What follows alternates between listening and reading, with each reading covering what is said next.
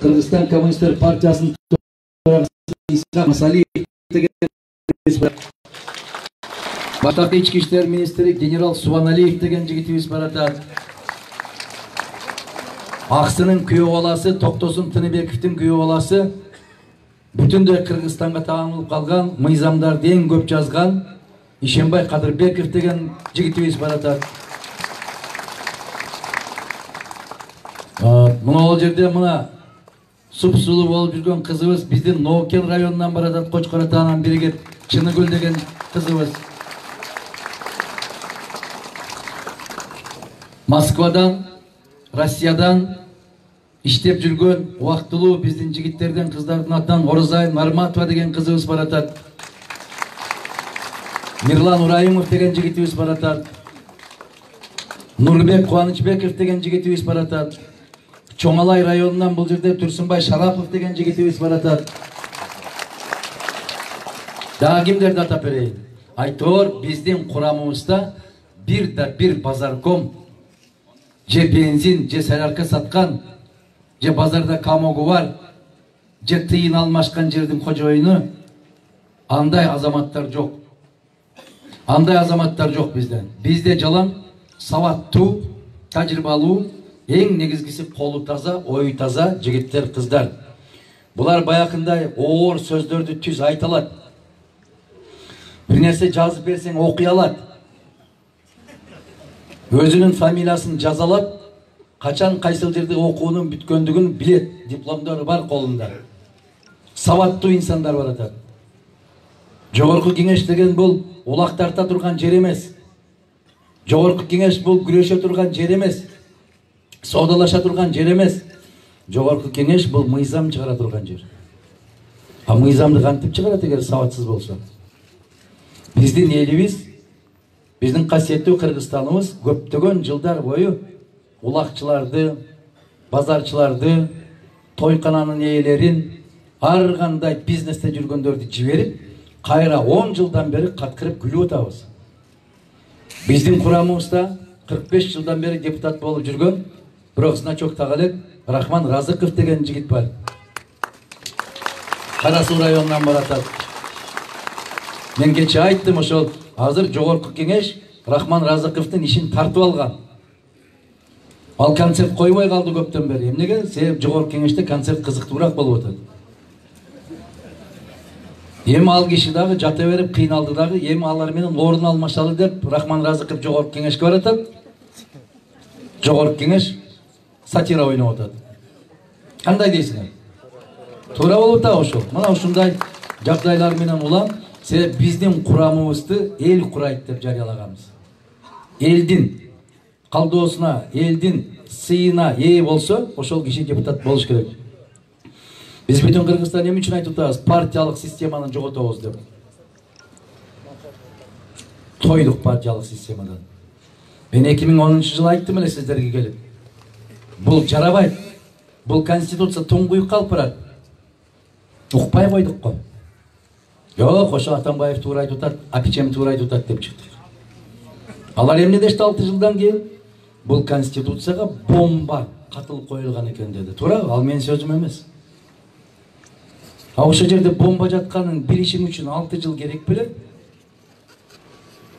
Кандай дейсиңер? Эртең менен жумуртка бышырып атканда, бышырып алып жеп бүтүп билесиңерби? Же жумуртканы чакканда эле билесиңерби ал сасып калган жумуртка экенин? Же сөзсүз жеш керекпи аны? Азыр бизде Кыргызстанда ушундай болуп калды да. Кабыл алып, аны менен 6 жыл жашап алып, аны да жоготуп берип, бир жума ызылдашты, конституция кимде деп. Жок. Ушул дагы өлкө болду, мамлекет болду. Кандай дейсиздер? Мен келип ушул жерде туруп сүйлөсөм, мени жаман көрдүңүздөр сиздер. 25 жыл башта бир тал ак чачым жок экен, мен Акаевка сүйлөп атканымды азыр YouTube'га киргизип коюптур. Ким сактап калса дагы Аллах өмүрүн узун кылсын ошону. Мен өзүмдө жок ошол. Мен айтып атам ошону. Ошол кезде айтып атам, 95-жылы. Аскар Акаевич завод фабрикалардын баарын жок кылып, колхоз совхоздордун баарын талкалап, элиңизди тентитип жибербейсизби деп айтып турмун го мен ошондо. 30 жаштагы жигит элем ошондо. Азыр эми 25 жылдан кийин карасаңыздар 1 миллиондон ашык жигиттерибиз, кыздарыбыз кетти го. Казакстанда жүрөт, Россияда жүрөт, Кытайда, башка Америка, Корея, Түркияда жүрүшөт. Ошондо эмнеге укпадыңыздар, аксакалдар мени? Азыр сүйлөп атам, азыр деле түшүнөм. Азыр деле түшүнбөйсүңөр мен айтып атканды. Дагы туңшугубуз ташка тийиш керек болот. Кийин биз түшүнгөнгө чейин өлкөбүздү жоготуп албайлы абалар. Апалар, эжекелер, агайлар. Айрыкча эжекелер менен агайларга кайрылам. Себеп шайлоону силер жайлап атасыңар да. Бул элдин убалы бар го. Ошондо да биз Абсамат Масаевич экөөбүз келип ушул Таш көмүрдө, Шамалды сайда, Ноокенде, Кочкортуда чогулуп көрсөк, милициялар кууп жүрөт эле силерди. Бул экөөнө жолобогула деп, туурабы? Булар менен жогулушка барбагыла деп. Ошол мезгилде кууп жүргөн милициялар азыр пенсионер болуп, мына жерде субханалла деп коюп отурушат. Элдин каргышы кимге тиет? Кандай болот? Ошондо мектептин мугалимдерин ызылдатып кууп жүргөн директорлордун баары сакал коюп алып азыр катмыда отурушат. Туура беже? Эми токтобойлу эми. Ошо дежурчалдар го көп, ар бир экинчи чал дежур болгон. Азыр кызык заман келип калды. Илгери биздин ата-энелерибиз айтат эле: "Балдарым, имандуу болгула, бирөөнүн короосуна кирбе, бирөөнүн алмасын алба, инсаптуу бол, имандуу бол." Азыр заман тескери болду. 35ке чейинки балдарыбыз, кыздарыбыз аталарга, энелерге кайрылып ыйлап атат, кан какшап, зарлап ыйлап атат. Ата, ошонун акчасын албачы. Апа, ошонун акчасынан нан алып келип, менин баламдын оозуна салбачы деп, мына Россияда жүргөндөр күндө ыйлап кайрылып атат, туурабы? Укпай атат ата-энелер. Башта балдарды тарбиялай албай кыйналган болсо, азыр балдар ата-энесин тарбиялай албай кыйналып атат.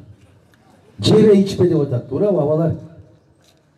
Ошол бүтүн Кыргызстандын курамында жаллан маңдай тери менен нан тапкан, бирөөнү зар какшатпаган, өлкөнүн мүлкүнө кол салбаган азаматтар бар атабыз. Мен 11 жылдан бери кызматта жокмун. Туп-туура октябрда 11 жыл болду. Курманбек Салиевич менен пикирибиз келишпей калып, 2009 октябрда мен кеткенмин. 4 жыл иштеп турмун, 4 жылда 2 жолу отставкага кетип турмун. Кудай берди, кээ бир партияларга барып койсоң, ушундай суроо берип койчу, эмне кылып койдуң, кайда жүрдүң деген суроолор жүрөт. 11 жылдан бери мен эч ким сураган жок го, кандай кылып жүрөсүң деп. Азыр ошол суроолор башталыптыр, демек сиздер билиңиздер. Азыр муздак шамал келип атат, эртең менен. Бул эмненин белгиси? Күздүн белгиси. Күздүн. Мына нарынын суусу туп-тунук болуп, тартылып калат. Бул эмненин белгиси? Кыштын белгиси. Мадумаровду каралап баштаса, бул эмненин белгиси? Шайлоонун белгиси. Мына 2 айдан бери ызылдашат. Эмнеге? Себеп шайлоо келет. Мен өзүм да билип калам. Быйыл шайлоо болот деп билем. Себеп жөн жерден асылганда билем. Биздин алдыга койгон максатыбыз ошол партиялык системаны жоюу, парламенттик өлкөнү токтотуу. Биз бүт эл шайлаган президент өзү өкмөттүн башында турсун деп атабыз. Өзү керт башы менен жоопкерчиликти алсын деп атабыз. Өзү жетекчи болсун деп атабыз. Бизге 120 депутаттын кажети жок. Так ортосунан 40 керек, 60 калтырыш керек.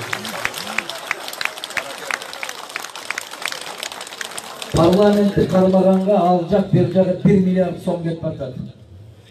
Караңыздар, бизден саны көп Швейцарияда, аларда 8,5 миллион халкы бар. 47 эле депутаты бар. Биздин бюджет 2 миллиард доллар. Швейцариянын бюджети канча билесиздерби? 280 миллиард доллардан ашык. Алар ошол 47 депутатты кармай албайбыз деп атат. Биз баягы чычкан сыяктуу ийинге кире албай атып, куйругубузга калбыр байлап алганбыз. Бул болбойт. Бизге 25 министрдин кереги жок. Бизге 11 министр жетиштүү.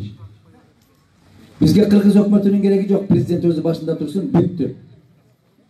Biz aile hökümetlerin şaylığını toktotobuz, dayındayız.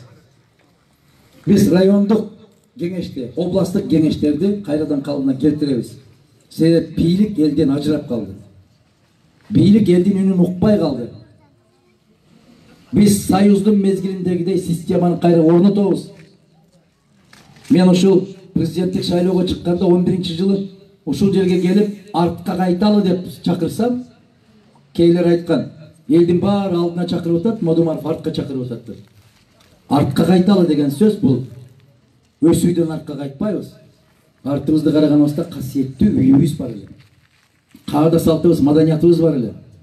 Бизде керемет ооруканалар, мыкты жатак мектептер, жаркыраган балабакчалар бар эле. Мен ошол заманга кайталы дедим. Ошол системага кайталы. Мына кече тажылуу вирус деген бир балия чыкты эле. Көрдүңүздөр, өкмөттүн колунан түк эч нерсе келбейт экен. Эч ким эч нерсе кыла албайт экен. Мына ошол карап көрсөңүздөр, Өзбекстан ушул 90 күндүн ичинде дейби, 40 күндүн ичинде дейби караңыздарчы. $9,5 миллион өпкөнү жасалма желдетүүчү аппарат чыгара турган завод курду. 90 күнгө жетпейт. $9,5 миллион. Биздин Кыргыз өкмөтү $600 миллион карыз алып, ким алды, каяка иштетти бүгүнгө чейин билбей атат. Эми жесе жегендир, эми бирок бул ушуну көтөрүп аткан менин элим да. Ошолорду алып барып шайлап койгон ушул жердеги менин элим да. Башка жерден шайлаган жок да садакаларым. Мен барган жердин баарында суроо берип атам. Ошого ким күнөөлүү десем, мен ойлодум эле, мен өмүрүм жетпейт ошол суроого жооп тугушка деп. Аллахка чексиз шүгүр, бардык жерде өзүбүз деген жооп тугуп атам. Эл түшүндү. Эл ойгонду. Эл сезип калды. Эл бирөөнүн 1000 сомуна, бирөөнүн 2000 сомуна зар болбой калдык. Аллага шүгүр. Пейлибиз тоюп баратат. Жүзүбүз агарып баратат. Көзүбүздөн нур жанып баратат. Башта отурганда ошол баягы тизилип, каргалар урушуп, аксакалдар келип, таягы менен жер чукуп эле отура берчүлөр. Азыр жүзүбүз башка. Кудай ушуну кут кылсын. Биз быйыл Кыргызстанды түйүнөн өзгөртөбүз. Көчөгө чыгып таяк көтөрүп эмес. Мына отурумдукчуларга окшоп курал көтөрүп барып ак үйдө аткылап эмес. Маданияттуу эл катары бир калемдин учу менен революция жасайбыз, Кудай кааласа. Калемдин учу менен туура жолду тандап, туура партияга добуш берип, Кыргызстанда бийликтин жүзүн өзгөртөбүз, Кудай кааласа. Мына бийликтин жакшы көргөн партиялары келет. Биздин Шамалды сайдын тургундарын акырын паспортун алып барып, Кочкор атага каттатып атат. Ноокенге алып барып каттап атат. Ноокендеги азаматтардын паспортун алып Жалал Абадка барып каттап атат. Барсак айтат эл бизден паспорт жыйнап атат. Жыйнап атса бербей койбойсузбу же? Бербей койгула да, үйүңөргө кирип сандыгыңарды чукуп алып кетип бараткан жок да. Өзүңүз паспорту алып барып берип атасыз, экинчи колуңуз менен бир баланы алып атасыз да. Кимге арызданып атасыз? Эми эртең шайлоо бүткөндөн кийин ал убактылуу. Бул жактан чыгып кеттиңиз, ал жакка турдуңуз. Кийин сизди бул жакка алып келип, машина менен жүктөп келип каттатпайт. Сиз бул жердин тургуну эмессиз. Пенсияга кантип чыгасыз? Майылдын тургундары болсо, балдарыңарга чекти кантип аласыңар? Себеп сиздин каттооңуз жок ал жерде. Сиз шаарга каттап койду сизди. Кантип аласыз чекти? 1000 сом үчүн деп неберелердин, балдардын чегин кыйып атпайбыз байдын айында. Анан ошол чекти барып, $4000–5000 кайра сатып алып атабыз. Караңыз. $5000 азыр канча? $5000 канча болот? 4 миллион болот. 4 миллион болот. 400 миң. 100 сом ками жок. 80 мен эсептен. 78 болот mu? 79'u Siz akça almıştırıp işteyiz be. Barakelde. Azamat. Azamat. Bırak oşal 400 mingdi de tavuşlayın bolot mu? Yemi karanız. Oşol 400 mingdi karanız hemen. Siz bayakı palakattın 1000 somun alam dep 400 minge güyü ortasız. Kaçan düşünüyoruz şunu? Ha barakelde. Bu başı. Biz Jogorku Kengeşti tüzdön tüz eldik şayloo kalparabız Kuday kalasa. Biz başta uşunday şaylama tilek. Şamaldı say, taş kömür, birigip bir okruk bolup sizler özünüzler kimdi deputat boluşun sizler çetireceğinizler. Sayasi partiya emes. Biz eldin biligini elge kaytarıp beremiz dep otabız Kuday kalasa. Biz bargandan keyin konstitutsiyaga 3 ayda özgörtүү kirgizsek 3 aydan keyin kayra şaylooga kelүүгө даярбыз. Себеп biz bir som акча сарптап аткан жокпуз. А муну биздин артыбыздан кетип аткан партиялар баягы чок басып алган тооктой секиргенин көрөсүңөр. Себеп 5 жылда алар сиздерге берген акчасын кайра кайтарып үлгүрүш керек. Алар Кыргыздын кен байлыктарын, көмүр, темир, алтын чыккан жерлерди бөтөн мамлекеттерге берип үлгүрүшү керек. Өз тагдырыбызды өзүбүз кыйып аткан элбиз биз. Өз рызкыбызды өзүбүз кесип аткан элбиз биз. Ойлонолу кыргыздар. Ойлонолу. Болду жетишет. Ушу канча жылдан бери алып келип, мен ушул жерде бир сүйлөдүм эле. Баары бир партия деп жазып алган экен мына жерде. Мен айттым, анын төрагасы ким? Билбейбиз дейт. Анын курамында кимдер бар атат десем, билбейбиз дедиңер. Билбей эле шайлай бересиңер. Акыр бир кесеге тамак берген болсо, кашык менен чукулап карасыңар го, эмне деген тамак экен деп. Бул мастабабы же кесмейби деп. Айнанайын, 2 сааттан кийин түшүп кала турган бир кесе окка тушунча чукуйбуз.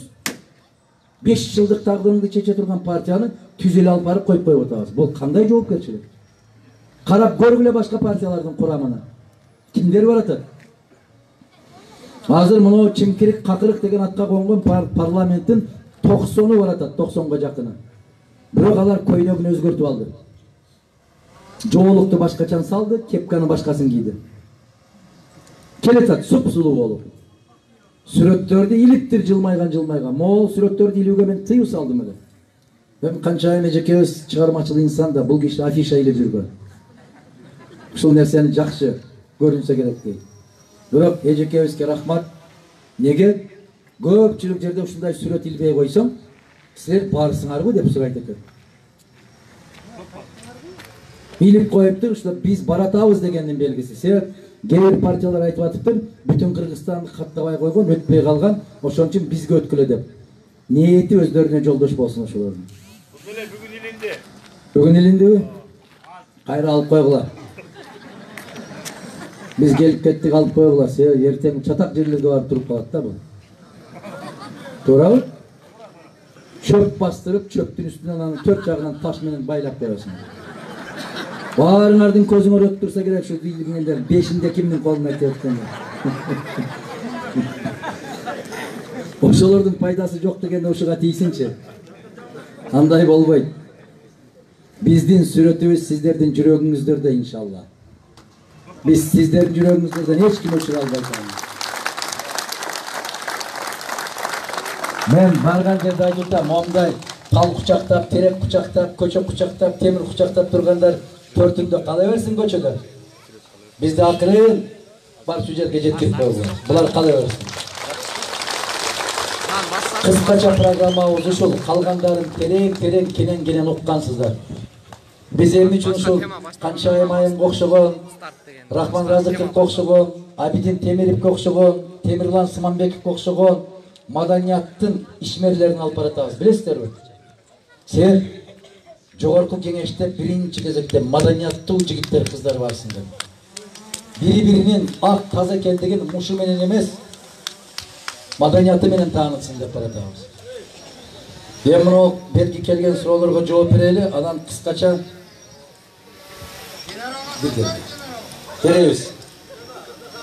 Беребиz азыр. Men мындай кылбайм ба?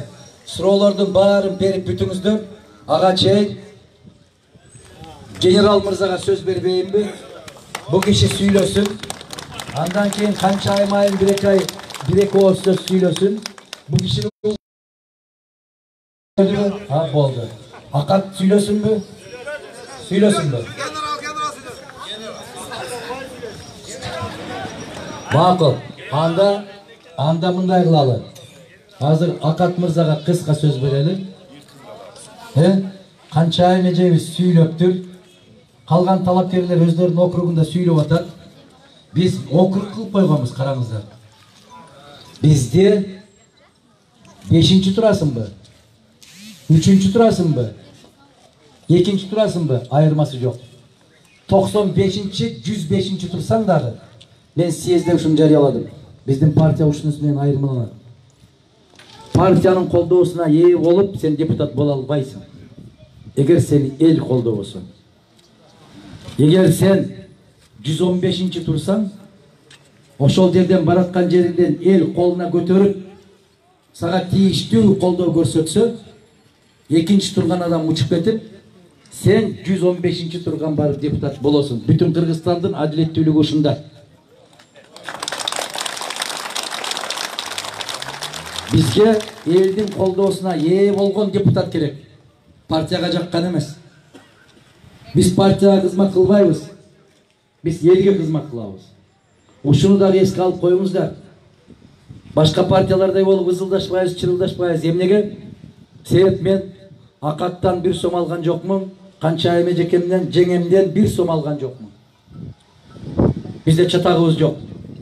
El колдосо мен төбөмө көтөрүп алам. El колдобосо менин жакшы көргөнүм бир тыйын. Бардыгы сиздердин көз каранды. Рахмат.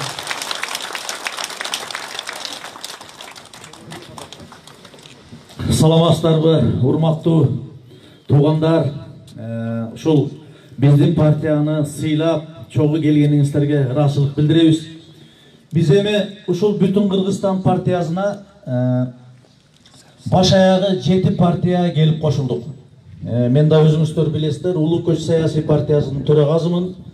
Ушул ой пикирибиз, алган багытыбыз бир болгондуктан, ушу Адахам Кимсанбаевдин партиясынын туунун астында бирге барайлык деп чечтик. Себеби, мына өзүңүздөр көрүп атасыздар, биздин мамлекетте парламенттик, президенттик башкаруу, парламенттин азыркы акыбалын көрүп атасыздар. Президенттин эч кандай укугу жок, бардык нерсени башкарып, бардык нерсени өзүнүн мойнуна алып атат. Премьер-министр өзүнүн ишин аткара албай, пандемия учурунда этегин кагып алып туруп кетип калды. Биздин мамлекет башкаруусуз калды деген түшүнүк да. Ошон үчүн Адахам Кимсанбаевич менен сүйлөшкөндө азыр бардыгын атын атабай эле кетейин, көптөгөн жакшы кыйын инсандар келип туруп чогулду. Ошо кыйын болуп, күчтүү болуп кеткендиктен кече бизди оюндан алабыз деп аябай катуу убара болушту. Ошол кыйынчылыктан бизди сууруп чыкканына жөнөкөй эл болду. Сиздер бизди ошо кыйынчылыктан сууруп чыктыңар, туугандар. Сиздерге терең ыраазычылык билдиребиз. Биз офисибиз Турузбековада турат. Ошол жерден бир 500-600 бала болуп тизилип алып, сотту көздөй кетип атабыз. Анан кийин мына Турсунбай деген иним экөөбүз сүйлөшүп кетип атабыз. Бир 1000дей адам чыгып берсе жакшы болот эле. Ушу бийликке сүй болот эле деп. Барзак 4000ден ашык адам турган экен. Биз чындыгында Турсунбай экөөбүз ыйлап берейин дедик да. Ошол түнкү саат 9га чейин ачка болсо дагы суу ичип, кыйкырып, бирөө да кетпей, наоборот саат 9да эл күчөп кетти. Ошон үчүн урматтуу туугандар, ушул өзүңүздөрдүн жүрөгүңүздөрдөн Кыргыз элинин, Кыргызстандын келечеги үчүн, эртеңки күнүбүз туңгуюктан чыгарыш үчүн ушул партияны колдоп бериңиздер. Бизди аябай базымдуулук кылып атат, бийлик бут тозуп атат, каалашынча коркконунан акчасын чачып атат. Ошого карабастан сиздердин жүрөгүңүздөрдөн бизди шайлап бериңиздерди эмес туранабыз. Ошого биз ишенебиз. Кудай кааласа, ушул партияны шайлап берсеңиздер, бизде тартип болот. Өзүңүздөр көрөсүздөр. Ушул Адахам Кимсанбаевичке кошулганыбыздын бирден бир себеби да ушул болду. Өткөндө Бишкекте да сөз сүйлөп кеттим эле. Жалал Абад областында bir кызматта, чоң кызматта иштеген агам мага звать этип атат. Обул прокурор болгон, атын атап эле коеюн. Бүгүнкү мезгилде Адахан Кимсанбаевдин дагы кемчилиги бар. Бирок ошо кыйын балдарыбызды тизип алып туруп, ошолордун бардыгынын ичинен тандаганда Адахандан башка эч ким жок болуп атпайбы дейт. Ошон үчүн мен кызматкер болсом дагы силердин партияңарды мен колдоп, мен азыр аракет кылып атам дейт. Биздин бүгүнкү ишеничибиз, бүгүнкү бир адамга ишениш керек болуп калды. Адахан Кимсанбаевич келсе, ушул адам Кыргызстанды бир жакшы жолго бурат деген ишеничте биз бардыгыбыз ишенип кошулуп отурабыз. Мен ойлойм, силер дагы ошол наразылыктарды. Чоң рахмат, Кула каласа мына 4-октябрда сиздер айтып келеңиздер. Ушу бардык көпөстөр, бийликти уурдап аткан коррупционерлер бир самолетко түссө, анан самолет жарылып кетсе депчи.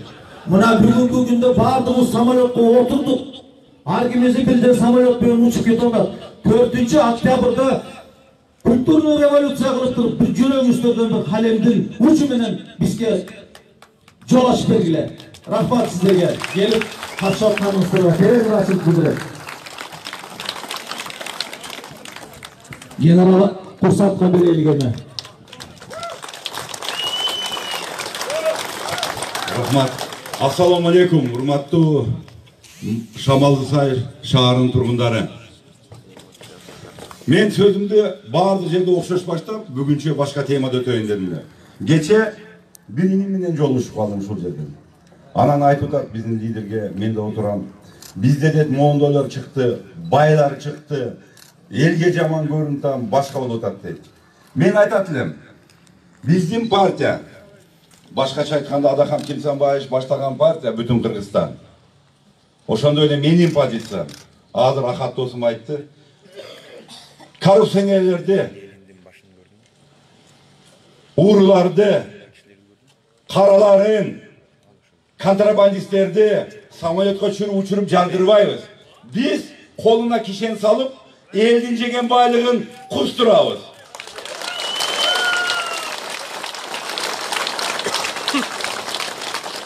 Башка мамлекеттен инвестиция алабыз, грант болсо. Грант акысыз жөн, бирок карызга бир тыйын алмастан, ушул уурулардан, коррупционерлерден, көпөстөрдөн каражаттарды кустурган каражаттардан биз эмне кылабыз? Бул деген завод, фабрикаларды, мектептерди, бала бакчаларды, көчөлөрдү оңдотобуз. Ошондуктан ушул жерде турган инилерим, башыңарды бийик көтөргүлө. Силер эл душманы эмессиңер. Эл душмандары, элдин акчасын уурдап, азыр таркатып жаткандар. Көчөлөрүн оңдотуп жаткандар. Унду таркатып туруп, кембагалдар өлбөсүн дегендер. Анан азыркы учур кандай учур? Апат учурунда, коронавирус учурунда 1,5 миң адам каза болду. Алар кантип каза болду? Алар кыйналып, бууп өлтүргөндөй ушундай кылып өлүмгө туз болду. Ал жерде же тажиясы окулбайт, же туугандары барып көрө албайт. Эмне деген жашоо? Эмне жоопкерчилик болду? Болгон бир космос деген министрди камап коюптур. А эмне үчүн камабадың? Кана ошол жерде премьер-министр, кана ошол жерде начальник штаб, кана коменданттар. Эмне үчүн? Бүгүнкү күнгө чейин бизге эң жакшы жардам берген дарыгерлерди, медсестраларды эч кимисин айлык айткан акчаларын берели экен. Эмне болгон бийлик бул? Бүгүнкү күндө биз ушул жерде кандай турсам, туңгуюкка ушундай келдик. Урматтуу энем, кыргызстандыктар көздү ачыш керек. Өлүмгө тике кара деген Курманжан энебиз айткан. 4-октябрь бул бүтүн Кыргызстан партиясынын тагдыры эмес, бул жалпы элдин тагдыры чечилет. Эгерде ошол күнү бардыгыбыз отуруп коркот экенбиз, монда экен уюштурган кылмыштуулук, акимек, губернатор, алар кимдер? Алар араңарда чыккан. Мен мына жерде кызматкерлерди сыйлайм. Жалал Абадта мен 3,5 жыл иштеп кеткем. Жөнөкөй кызматкерден катарда генералга чейин öz küçü menен жеткем. Birinci Jaratkandын, ekinci ata-enemdin, üçüncü жалпы elдин эмгеги бар. Ошондуктан мен силерге толук ишенем. 4 октябрда бул революциянын күнү, бул инкылаптын күнү. Бүтүн Кыргызстан сөзсүз түрдө жеңиш керек. Жараткан колдо буйрса, биз эгер биринчи орунда жеңип барган болсок, айтылган уадалар жылдап эмес, 3 жылдап эмес, 1 айдын ичинде аткарылат. Мен айткан сөзүмө жооп беремин.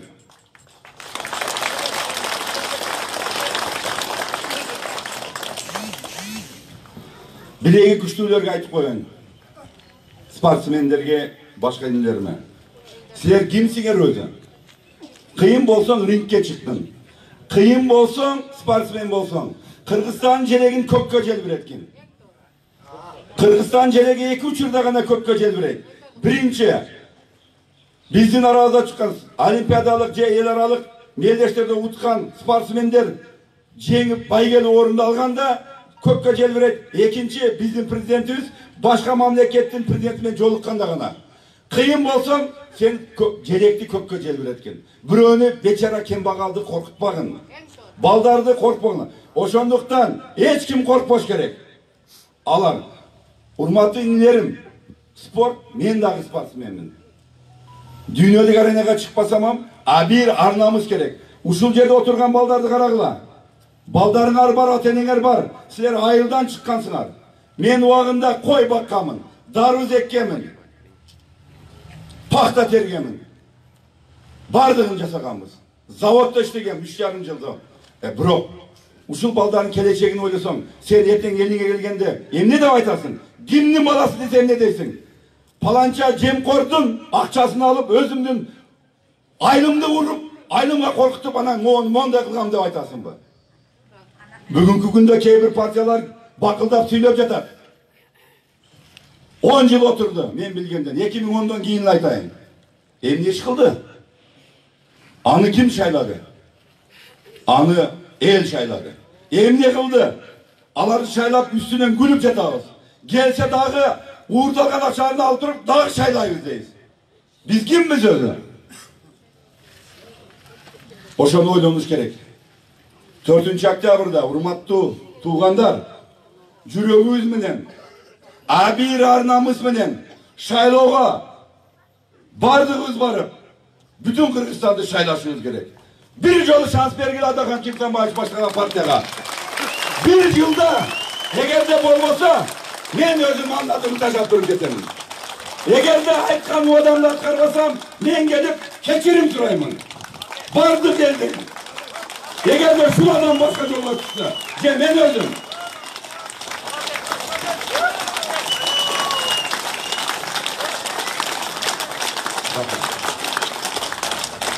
Adam balası mıyzan menen emez, iman menen yaşaş gerek. Arnamız 5 yolu namaz okugan, alay etpayt, alay ürdüğü adamdır, al uğur emesdir.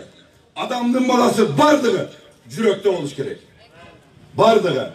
Anam bul yerde oluş gerek. Ataneni silasak, karılarda hurmatla alsak, apalarınızı öp, günde söylesek telefon arkalı olsa da. Jaş baldardı koldan jetelesek yetimlerde. Oşal naktan Müslüman olur.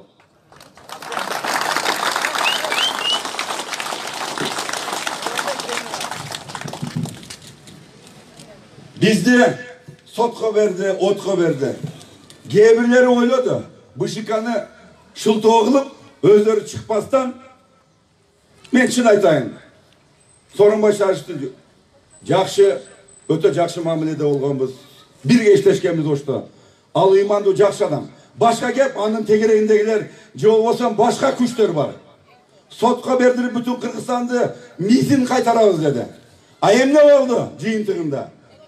Oşol jerde turgandar gün emez, saat emez, her bir minut sayın bolattoy kurçuduk. Bizde hiç nerse kaytar almayıp, Jaratkan koldagan bolsa, jеңиш bizde olur. Anan bir suroo geliptir. Az bir dostlarınız zvont etip kalıptır, kursan. Bu jerde muntu жазыптыр, özüm sözümen okuyup. Oşko Bişkekte üylörün var eken, Han sarayın var eken, çayxanaң var eken, altın magazinlerin var eken deyip. Эки нерсени жазбай калыптыр. Булар бардыгы бар. Ак үйдөгү, өкмөттүн үйүндөгү мен арендага бергем. Өкмөттүн үйүнө 1 ай калды, ак үйгө 2-3 жыл калды. Мен жакында аламын, бардыгын кайтарып. Менин да менчигим. Калгандарын тапкан болса, бардыгы жетим балдарга өткөзүп берсин. Азыркы бийлик колунан келген болса, 1 жылдан бери издейт.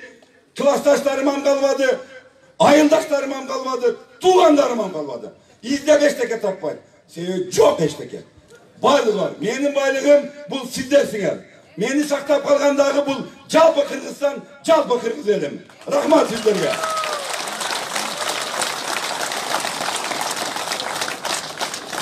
İkinci sıra kılmıştuluk, karalar korkunuştuğu ce galsız takkanlar bu değil. Men aytayım.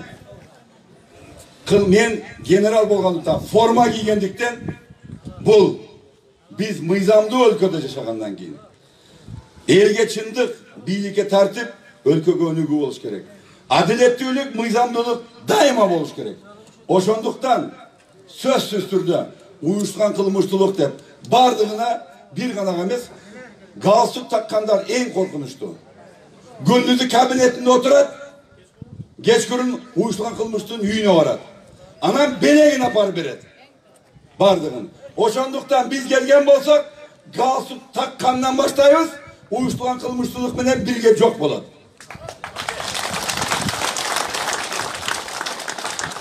Akça tarkatı boyunca aytıp kettim. Hurmatlı şahırdıklar, bar olunuzlar, aman bolunuzlar. 4.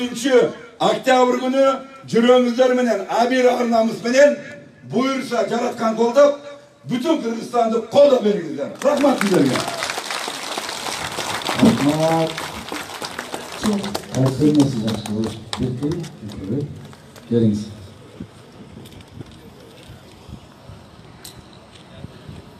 Жақынғы күнгө чейин ең бай адам Алахан Молдумаров эле азыр Курсан Асанов айткандан кийин бул киши менден байыраак болуп кетти.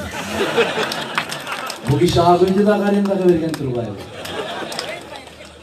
Туура 14 күн калды, аренда акысын контрактты бузуңуздагы кайра алыңыз. Куттуу болсун ошол. Эми келген суроолорго жооп берели. Урматтуу Алахан Молдумаров жана бүтүн Кыргызстан силер менен Кудай насип кылып шайлоодон жеңип дейт. Жапаровду бошотсоңуз, алар менен биригиңиз эл каалайт дейт. Биз ким кааласа бириккиле деп эшигибизди ачып койгонбуз. Ким кааласа келгиле деп. Биздин алдыбызда турала тургандар, бийлик менен акылдашып, макулдашып, келишим түзбөгөндөр, артында калыбыры жоктор, пейли түз, ниети актар келип кошулду. Кошулбаган кишилерди барып биз трос менен байлап тартпайбыз. Ар ким өз жолун өзү тандап алат. Ушундай жол менен барабыз. Бирок азыр Курсан мырза айткандай, адилетсиздик аябай күчөп кеткен мезгилде бейкүнөө не деген жигиттерибиз, не деген кыздарыбыз олтурат. Бейкүнөө. Бул кишидеги сурапсыздар. Галстук таккан коркунучтуубу, же көчөдө жүргөн көчө балдары коркунучтуубу деп. Ууру эки түргө бөлүнөт. Эки түргө. Бир ууруң тоогуңду уурдайт, дарбызыңды уурдайт, картошкаңды уурдайт, торпогуңду, коюңду уурдайт. Ал түрмөгө түшөт. Экинчи ууру бар. Ал келечегиңди уурдайт. Ал тагдырыңды уурдайт. Ал бала чакаларыңдын ырыскысын уурдайт. Ал галстук тагып, ак көйнөк кийип отурган уурулар ушундай болот. Биринчи ууруларды милиция кармап барып отургузат. Экинчи ууруларды милиция коргоп, сактап, тегеректеп жүгүрүп жүрөт. Мына ушунусу менен айырмаланат. Ушундан улам галстукчан уурулар эң коркунучтуу уурулар. Өтө коркунучтуулар бар. Ошолордон сак бололу. Ошол галстук тагып элдин ырыскысын уурдап жүргөн азаматтар галстугун чечип ыргытып коюп, бир башка көйнөктү кийип, кепканы басып кийип, моңдай чүмбөттөлүп алыптыр. Кече 2 күндөн бери биздин аркабыздан жүрүп тартып аткан бир азамат бар. КМБнын баласы эмиш. Курсан Асановду, же Исхак Масалиевди, же Адахан Модумаровду тартып эмне кыласың Айланай? Биз ачык сүйлөп атабыз, керек болсо мына камералар түз берип атат. Америкадагы, Россиядагы жигиттерибиз, кыздарыбыз көрүп атыптыр. Не кыласың бизди тартып? Сен бардагы чегараны тартпайсыңбы садагы? Сен чегараны кайтарбайсыңбы барып? Сен ошо уурлардын аркасынан түшпөйсүңбү? Мына Курсан мырза айткандай, күндүз ошентип чуркап жүрөт дагы, түндө ошол уурлардын алдына өрмөлөп барат ушул айбан. Адахан Кемсанбаев, сизди оратор деп өзгөчөлөнөбүз. Өзгөчөлөйбүз. Кандай кырдаалдар болбосун, эрктүүлүгүңүз, сабырдуулугуңуздан жазбай келесиз. Буюрса, албетте өтөсүздөр. Эң башкы максатыңыз жөнүндө айтсаңыз дейт. Ар бир адамдын эң башкы максаты бул адам болуш. Адам деген атты биз жөн эле айтып коебуз. Бирок эки бутту басып жүрсө эле, кийим кийип алып сүйлөп жүрсө ал адам эмес. Айбандан да жаман адамдар бар.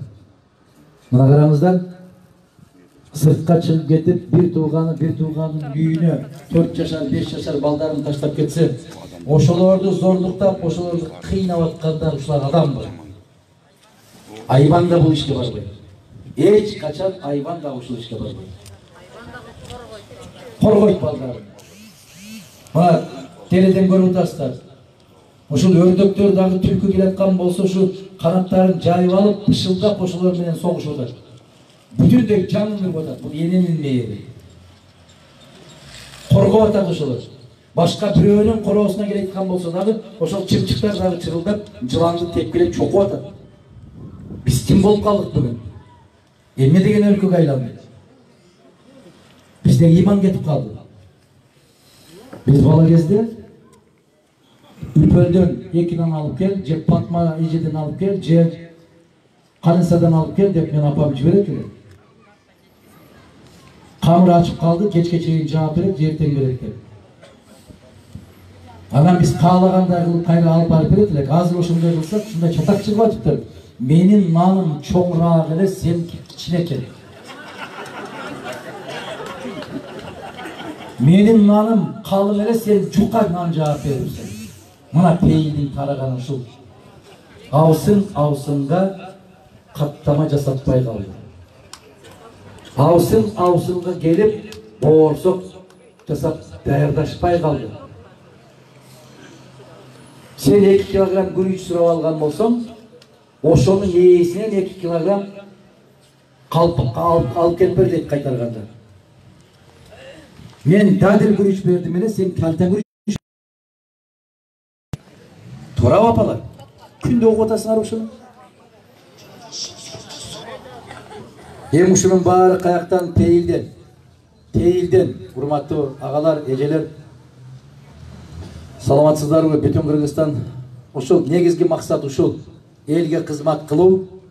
Бул мүмкүн. Менин сөзүмдү, Бүтүн Кыргызстандын программасын азыр көрүп атам, эми Курсан мырзанын сөзүн эртең башка бирөөнүн оозунан угасыңар ушул жерден. Себеп биздин сүйлөгөн сөздөрдү булар кечинде окуйт экен, карайт экен, Кудайга шүгүр. Эртеси ошону айтып чыгат экен. Элге жагат экен деп. Ошолор жүрөт, биз темирдей тартип орнотушубуз керек деп. Ошолор жүрөт, 120 депутатты кыскартышыбыз керек деп. Ошолор жүрөт, пенсияны көбөйтүшүбүз керек деп. А 10 жылдан бери эмне кылып отурдуң? Же сөзсүз ушуну биз айтып чыгышыбыз керек деген. Bir azamat kelgen uşu жерде. Алар айлыкты 10 миң кылса, мен 11 миң кылып берем деп. Өкүртө кол чапкансыңар. О, чөнтөгүңөргө батпай калган акча. Алар айлыкты 25 миң кылса, мен 26 миң кылып берем, ишенгиле мага деп пикирди. Ишендиңер. Анын алдында Модумаров келди да, ишенсе убада берген жок. Биз тартип орнотобуз дедик, биз ыйманга кайтабыз дедик. Болду, менин сөзүм жакпай калды силерге. Жигиттикке жагып калды. Чуркап, кеске чейин жетпей калып калдыңар. Ийла бердиңер го, айнын аркасынан кучактай берип. Эми келип кайра менден сурайсыңар. Кандай болду?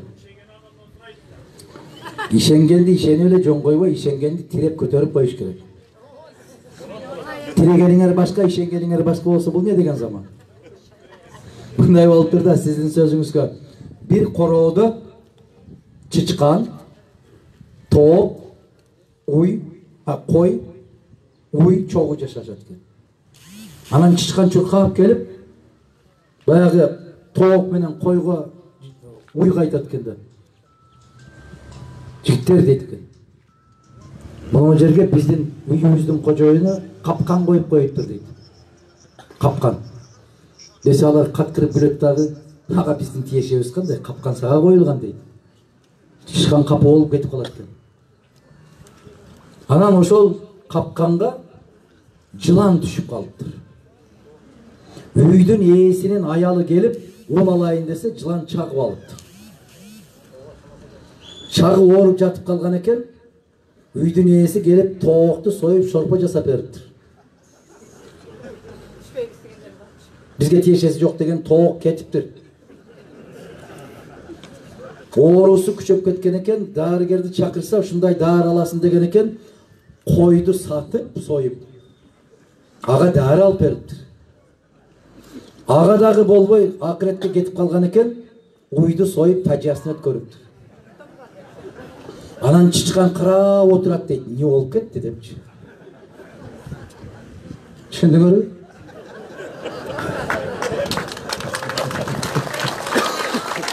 Ошон үчүн Кыргызстандагы болуп аткан бардык нерсенин бизге тиешеси бар. Мага тиешеси жок дедиңизби, жаңылышасыз. Баягы чычкан окшоп калбайбы анан, булар не болуп кетти деп.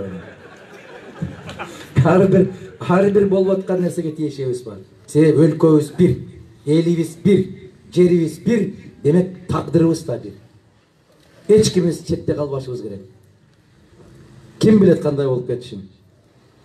Бүтүн Кыргызстан партиясы сиздер илгертен элдин жүрөгүндөсүздөр дейт, ишиңизге ийгилик. Бизден чыккан Токоева Канчайым дагы эл үчүн чисти турган деби же турган кадр деп билебиз дейт. Шаар ичи баарыбыз сыйлайбыз. Мурда дагы шаардык кеңеште депутат болгон, эми жогорку кеңешке да өтүп, эл үчүн кызмат кылсын. Рахмат. Канчайым эжекебизди биз билебиз. Депутат болсо да, болбосо да дайым кызматта жүрөт. Дайым элдин кызматында, айрыкча Актойлордо жакшы кызмат кылат. Бүгүн дагы эрте менен барып, жаңы келген келиндей болуп, бизге чай жасап жүргөнүн көрүп, мен ичимден аябай ыраазы болдум. Кече базар көргөндө бир келинге ыраазы болдум. Аябай Динара деген керемет кыз экен.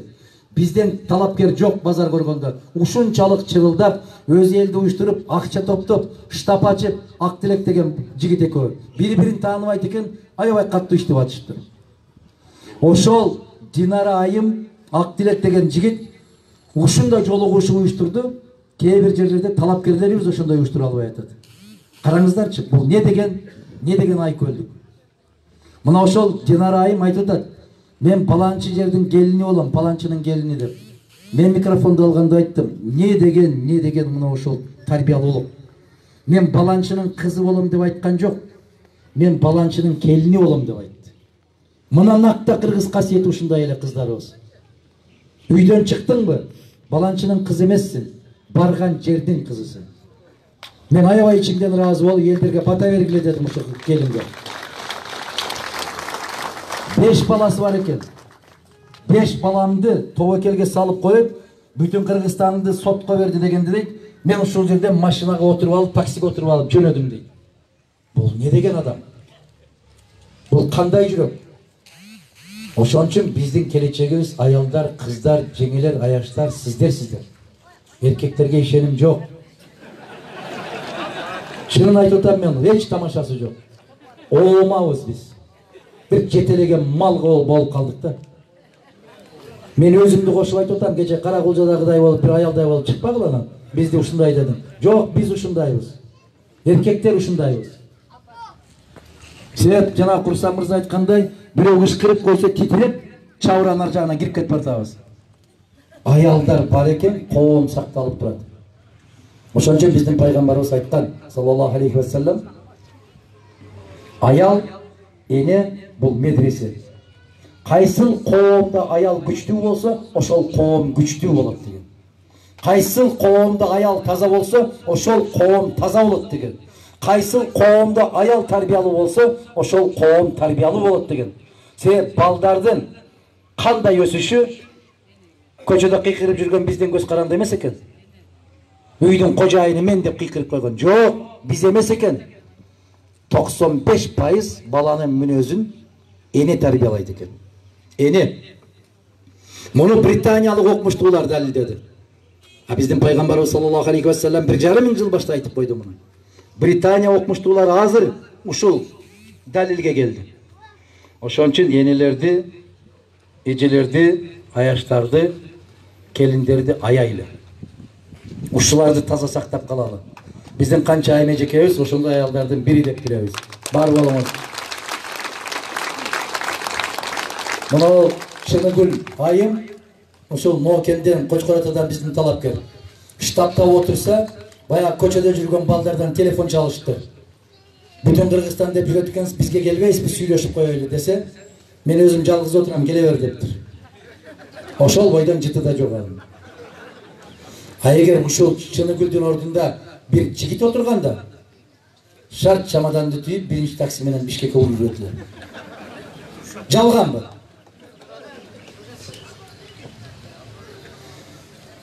Адахан Кимсанбаевич, менин сизге кайрылуум азыр эле оозунда, азыр эл оозунда мугалимдер, врачтар менен милициялар бийликтин партиясын шайлашат дагы деген түрдүү сын пикирлер айтылып жаткандыгы жана ошого карабастан мен жеке өзүм жана үй бүлөм менен сизди жана сиздин партияңыздарды колдоорумду айтаар элем. Мен мугалиммин.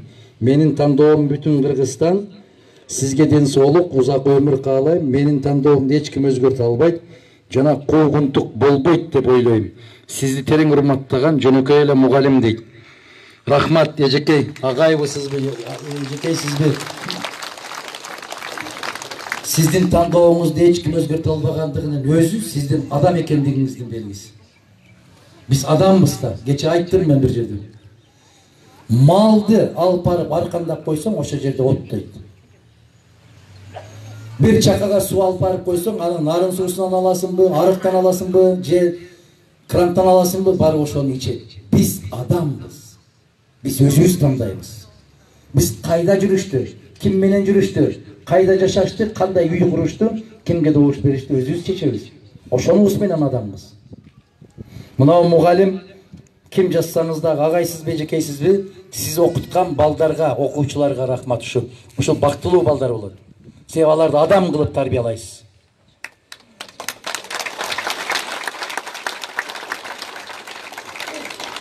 Сиз бизди колдосоңуз, сизди Кудай колдосун, жараткандан калбайлы.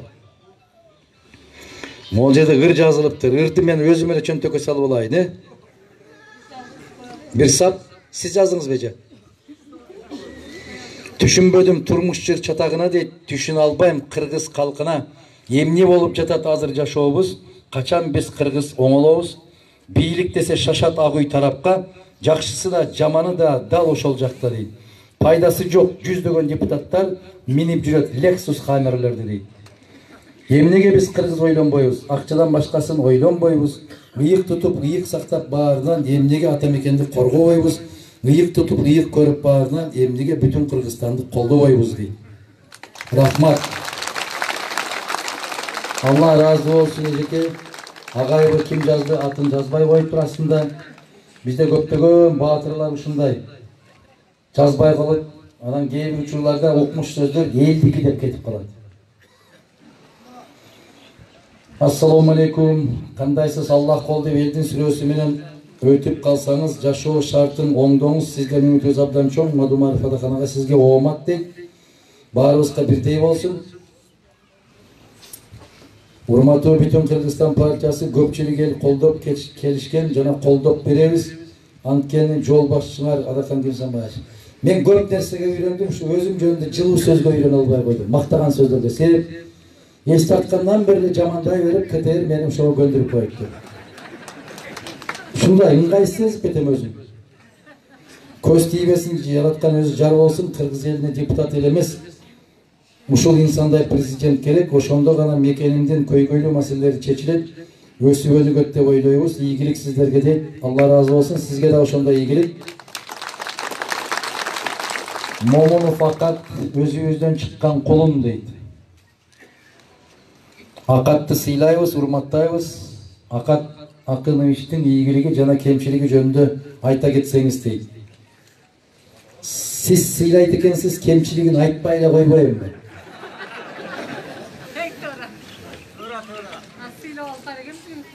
Биз айтабыз, ким болгон кезде да кемчилигин да ийгилигин да айтабыз. Акат мырзаны биз курамыбызга алганыбыздын себеби көп жылдар ушул социалдык тармакта иштеди бул жигит. Социалдык камсыздоо тармагында иштеди. Социалдык фонддо иштеди. Пенсионерлер менен иштеди, жетим жесир мунжу майыптар менен иштеди. Мына ушул тарабын биринчи кезде эске алдык. Экинчи тарабынан өткөн шайлоодо ушул Аксы районунан 8,5 миңдей добуш алып, пул бербей койгон үчүн депутаттыкка киргизбей койгон адилетсиздигине карадык. Бир партиядан кетти эле, эми ал партияны айтпай эле коелу. Билесиздер, Аксыдан келдик деп тургандар, туура? Ушул Акатка деп жыйналган добуш башка бирөөнүн акчасы басып кетти бул добушту. Бул жигит 5 жыл элдин колдоосуна ээ болуп, партиянын төрагасына жакпай калып, мунун тагдыры акчага сатылып кетти. Биз ушул адилетсиздикти жоюш үчүн ушул кишини, ушул жигитти депутат көргүсү келген Аксы районунун кайрадан тилегин кайтарып, үмүтүн колуна кайтарып бериш үчүн Акат мырзаны биз тизмеге киргиздик. Бул жигит барганга татыктуу. Бул жигит ошол жерде отурушу керек. Элдин кандай каалоо тилеги болгон болсо ошону аткара турган, сабаты дагы жетиштүү, күч кубаты да жетиштүү, акыл эси да жетиштүү, тажрыйбасы да жетиштүү. Жалал Абадта жетекчи болуп иштеди, өзгөндө жетекчи болуп иштеди, Бишкекте жетекчи болуп иштеди. Бул жигит баягы мен айткандай бир кагаз жазып берсең өзү окуй албайт эмес. Бул жигит өзү катыра жазып, өзүнүн жазганын өзү окуй алат. Ушул керемет жактарын эске алуу менен Акат мырзаны биздин курамыбызга барыңыз деп сурандык. Кудай буюрса келечеге кел, элге кызмат кыла турган күндөр алдыда. Суроолор бүттү. Я. Болот, бирок кыска берсеңер болот. Эмнени? Тамганы окуй албай калсаңар, окуй болбосоңар, каалоо тилеги эле калдыр.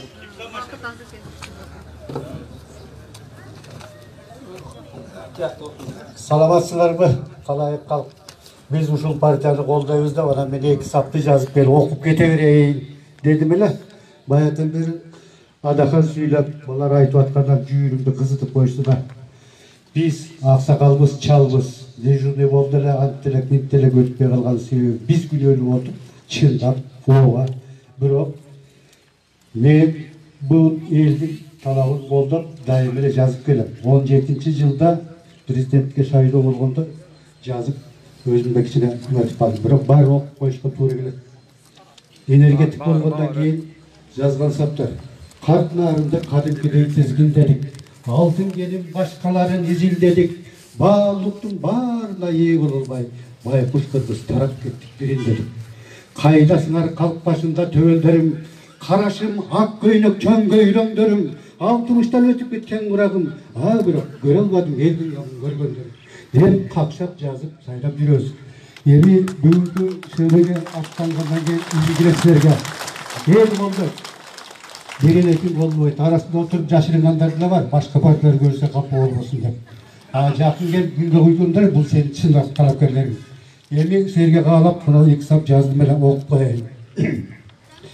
Элдик партия Кыргызстан бүтүн, эрегишке аттандың элиң үчүн, бийликтегилерди сездентип көзүн ачып, бил көрсөтчү толкуган элдин күчүн. Эл деп күйгөн Кыргызстан бүтүн, элиң үчүн күрөшүп келесиң, кече бүгүн балык башынан сасып чирип бүттү, тазалыгын калтырбай тамырын бүтүн.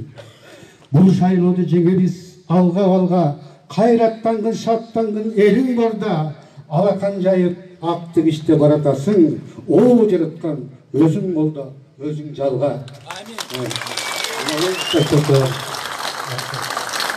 Öyle daha bir şunu işte başlatasın. Partiya atanı bilir. Senin atın yok Adakan degen. Erdik. Adamese sizlerge Tengerim bersin ömürdün uzağından, saktay versin aç göz, soğuk göz düşmandın tuzağından, ağ iştep taza olup ciri verip, orun algın elinden, yüreğinden, kucağından. Amin. Eyvallah. Rahmat, Allah razı olsun. Dilekleringizge rahmat. Gelin saray.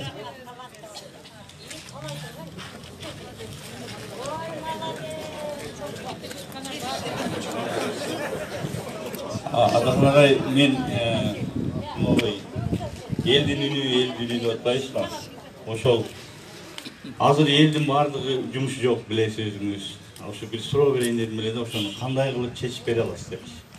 Hazır el aldı sattı menen gana oralып kaldı. Men özüm 4 yıldan beri mına kıynalıp жүрөм да, bir öndürüş açış gerek болады да. Hiç kimge özünüz aytқандай ақ ой жақтан жардам болбойт. Баягы сиздин сөзүңүзгө мен bir жакшы сөз уктум эле. Уктап жаткан ел кул болбой калат дегенчи. Mustafa Kemal Siz ayттыңыз беле. Мен ойлойм да ушу өндүрүшү жок эл дагы bir кедей эл болобу деген эме болот да. Ушу өндүрүш жака кандай bir немелерди программаларыңыз бар? Бул жөнүндө bir элге эңип берсеңиз да. Rahmat. Bunu telefonda bassanızda menimçe şu Madumarov'un 200 saatlik sözü vardı. He, 200. O şu yerde aksakal desem kanday olup kalır. Men tutbolsun biro. Men kичине болобу, чоң болобу ошол сиз деп кайрылып ушундай Абсамат Масалевич ата-энем ушундай кылып тарбия кылып койгон экен, бир жолу айтат да. Апам айтат, сен деген дагы, сиз деген дагы бир ооздан чыгат дейт. Ошон үчүн жанагы аксакал десем кээде капа болуп калышат экен, мен түшүнбөйт экенмин. Кечээ бирөө аябай мага ушундай кылып сөз айтты эле, сакал койгон экен кадам жайда. Макул агай десем, мен агай эмес дейт, кимсиз анда десем, мен муганым эмесмин деп атат десем, мен сизден жашмын дейт. Канчадашсың десең 33 экен. Бирок агай аксакал деп сүйлөй бериптирмин да. Чындыгында ошондой көрүнөт экен. Эми сиздин сөзүңүзгө улам, мен өзүм дагы 11 жылдан бери жумушсузмун, себеп сабаттуулугум жетпей атат жумушка келгенде. Менин 2 уулум бар, экөөй тең академияны бүткөн. Алардын да сабаттуулугу жетпейт. Бардык жерден өтүп барат, конкурстардан өтөт. Фамилиясын көргөндө эле чалкасынан түшүп жатып калышат. Эч бир жерге жумушка алышпайт. Мына караңыздарчы. Sizge okşop, mağ okşop, benim baldarım okşop, sizin baldarınızga, ini, ecilerimizge, jеңелерибизге okşop, köptögön adamlar jumuşsuz kaldı. Öte kıyın kırdaal geldi. Ben jana sözümdün başında aytkan, bundan 30 yıl başta, 25 yıl başta, Askar Akaevich'e aytkan, kakşagan sözüm uşulda. Bir zavod fabrikalarını karamızda. Ona jerde, en keremet SSR'de çok kristal zavodu var. Biz oşonda 85 yılı bir ay gelip yatıp o yerde kurganız, katışkanız, men kuruluş brigadasının brigadiriyle, komsomol brigadasının. Bir ay yatkanız, 30 gün. Uşu Kremli zavodu işe girip kalsa, Kırgızstan, Japonya'dan kiyinki, ушунда ушул заводу бар, өлкөгө айланмакпыз. Себеп аба ырайы боюнча, абанын курамы боюнча, баягы кургакчылыгы, нымдуулугу боюнча биздин ушу Шамалды сайдан башка жерде СССР боюнча андай жер жок болуп чыккан. Ошон үчүн куруп баштаган. Ушулардын баарын талкалап, эл кайда барат Аскар Акаевич деп какшыган экен. Биз келип калсак, аны кылабыз, муну кылабыз деп айтып берген балбан елди, жерди тоноп, кен байлыктарды тоноп, bir тоого bir көпөс ээ болуп алган, ошонун көмүрдүн баары чоң атасынан калгандай. Биз ошонун баарын мамлекетке кайтарып өткөрөбүз. Ошол жерде мамлекеттик шахталар болот. Ошонун түшкөн пайда 5 прим болобу, 10 прим болобу, ким прим болсо ошол прим болсун, ал мамлекетке түшө турган акча болот. Ошонун түшкөн акчаны мына Алмаз Шаршенович Альтернатива жолун куруп баштаганда 600 канча миллион доллар кетет экен деп эсебин чыгарган. Мен ошол күнүн эртеси чыгып айттым эле. Ал жолдун кереги жок бизге. Ошол жолдун ордуна 60 миллиондук 10 завод куруп койсок, ошол 10 заводко жок дегенде 500 киши иштесе, 5000 киши иш менен камсыз болсо, заводтон чыккан өнүмдөрдүн баарын бөтөн жакка сатып, түшкөн акча менен жол курабызбы, бала бакча салабызбы, башка кылабызбы, ушундай кылбайлыбы? Биз алган акчаны эле ушу жерге кумга сиңгендей жок кылып отура беребизби деп. Саясат туура эмес жүргөнүн кесепетинен карызыбыз кетти, пайдасын көрбөй атабыз. Биз келсек, чарба жүргүзөбүз. Биз пактанын ичинде, тамекинин ичинде, жүгөрүнүн арасында, күрүчтүн ичинде чоңойгон балдарбыз. Билебиз. Канча өстүрүш керек, кайда сатыш керек, канча пайда чыгат, аны кайда иштетсек болот деп. Анан жалаң жанакы нанды нана деп шоколад жеп чоңойгон балдар кирип алды. Соодагерлер эч нерсени түшүнбөйт. Бирок акча алганда аябай жакшы өздөштүрдү. Биздин программабыз ушул. Атыңыз ким? Абылкасым мырза. Биздин программабыз бирөө гана. Темирдей тартып, тазалык орноткондон кийин бүт бардык өзүнүн ордуна келет. Себеп акылмандар, агалымдар айтат го. Жүрөгүңдө Аллахты биринчи орунга койсоң, калганы бар өзүнүн ордун таап алат дейт. Ошон үчүн өлкөдө каттуу тартипти орноткондо калгандар өздөрүн таап алат. Таланттуу жигиттерибиз, кыздарыбыз көп. Ошол экономиканы, чарбаны өнүктүрө турган. Бирок алар тилекке каршы ар кимиси ар жакта жүрөт, көпчүлүгү Россияда жүрөт. Шубак Ажынын айткан сөзүнү караңыздарчы, чыркырады да ушул. Жигит дагы чыркырап жүрүп өтө жаш кетип калды. Жалгыз Кыргызстан эмес, бүтүндөй Борбордук Азия ыйлады. Борбордук Азия эмес, ал жагы Түркия, бул жагы татарлар, бул жагы башкырлар, чечендер, даргиндер баары ыйлады. Мына ушундай азамат жигитибиз арабызда күндө чыгып сайрап атты, күндө чыгып. Айрыкча шайлоо маселеси боюнча каттуу айтып атты. Азыр ар бирибиздин телефонубузда барбы? Алганың дагы тозокко, бергениң дагы тозокко барасың деп атат. Бирок коркпой атабыз го кыргыздар. Жараткан Аллахтан коркпойт экенбиз да. Курсамыз айткан көчөдө жүргөн балдардан коркот экенбиз. Мен эжекелерге, мугалимдерге ишенбейм. Неге? Директор коркутуп атат деген сөзүңөргө ишенбейм. Коркпойсуңар силер директорден. Директор эмес, мына жерде отурган кайнатаңардан деле коркпойсуңар. Кайнатаңызды аркасына балдарды, неберелерди кошуп тизип, керек болсо строевой шаг менен жүргүзө аласыңар. Кантип директордон коркуп каласыңар? Билбейм, акылым жетпейт. Иштен алып, сиздин ордуңузга ал аялын алып келип иштетели. Бүгүн мугалим жетишпейт. Жок, мугалим менен дарыгер жок бүгүн. Кайдагы иштен алат? Не болгон иштен алат? Мына дарыгерлер жок болуп калганын кесепетинен Бишкекте 5-6 курста медакадемияда окуган балдарды, кыздарды ыргытырдык ошо жака. Себеп жок дарыгер.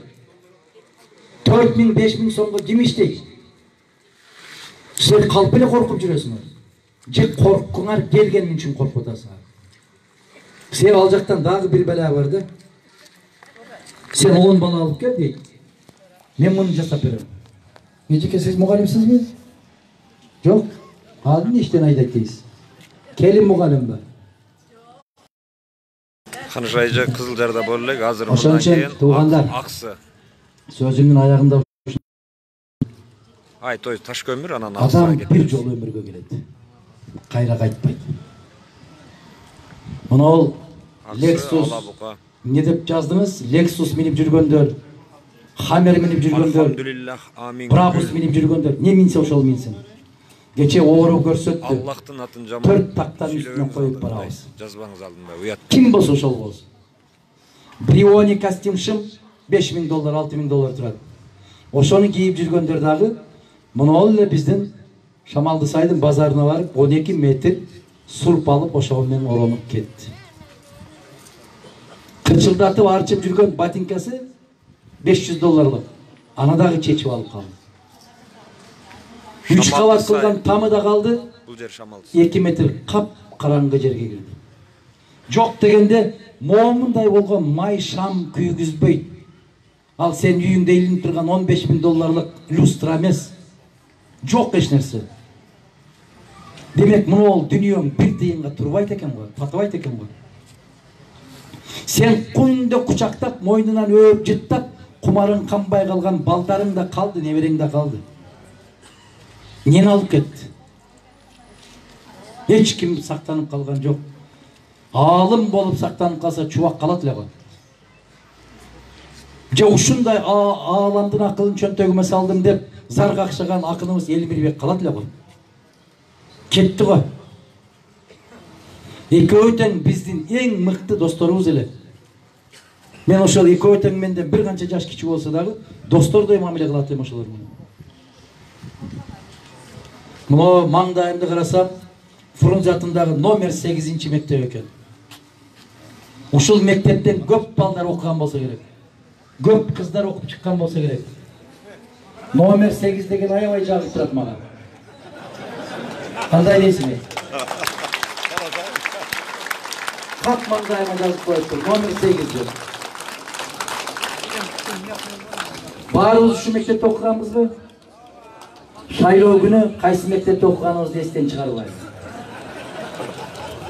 Мен Бишкекте машинада баратып эле бир 4 сап эсим эмес, бир кулагыма куюлуп кетти да. Караңыздар. Тапканыңыз 8 болсун, телегейиңиз 8 болсун, тагдырыңа күйсөң эгер тандаганың 8 болсун деп эле койдум. Керемет. Жакшы. Анан 16 партия бар атат. 16 партиянын как ортосу 8 экен. Караңыздар, биягында дагы калат экен, биягында да калат экен. Эч үстү астын издебегиле. Ортодо жолу ушу, ортону тандай берели. Ушундай болсун деп, жакшы ниет, жакшы үмүт менен жыйыныбызды аяктасак, азыр Ташкөмүр шаарында болот. Андан кийин Аксы Кербенге кетебиз. Андан Алабукага барабыз, келиңиз. Ошону менен анан Токтогул, Каракөл, Токтогул болуп 3 терек, анан ары карай кете беребиз. Саламатсыздарбы, урматтуу Шамал сайдын тургундары. Саламатсызбы, Адахан Кимсанбаевич. Мен да бир көз сүйлөп койсом. Сиз кайра эле мугалимдер жамаатына ичине ташырып атасыз. Бирок айтпасам болбойт. 5 кол барабар эмес. Сиз аны жакшы билесиз. Сиз дагы мугалимдер таалим алгансыз мына, сиз дагы ушул жерде тургандардын баардыгы мугалимдин колунан тарбия алган. Мугалим эч бир пендени бир аалым менен, бир молду, анан мугалим адамды туура жолго, ыйман жолго баштайт экен да.